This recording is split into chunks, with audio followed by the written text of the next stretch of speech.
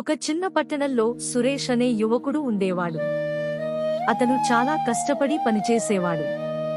కాని ఎంత ప్రయత్నించినా విజయం దొరకలేదు. అప్పులు పెరిగాయి. ఇంట్లో సమస్యలు పెరిగాయి. మనసులో నిస్పృహ పెరిగింది. ఒక సోమవారం ఉదయం అతను సమీపంలోని శివాలయానికి వెళ్ళాడు.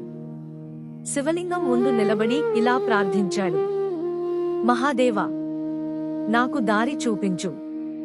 నా కష్టాలకు ముగింపు ఇవ్వు. ఆ రోజు నుండి సురేష్ ప్రతిరోజు ఓం నమః శివాయ జపం చేయడం ప్రారంభించాడు. కొన్ని వారాల తర్వాత అతను ఎంతో కాలంగా ఎదురుచూస్తున్న ఉద్యోగాన్ని పొందాడు. ఇంట్లో ఆనందం తిరిగి వచ్చింది. అప్పుడు సురేష్ ఒక విషయం గ్రహించాడు: శివుడు మన ప్రార్థనలను ఎప్పుడూ వింటాడు, సరైన సమయంలో ఆశీర్వదిస్తాడు.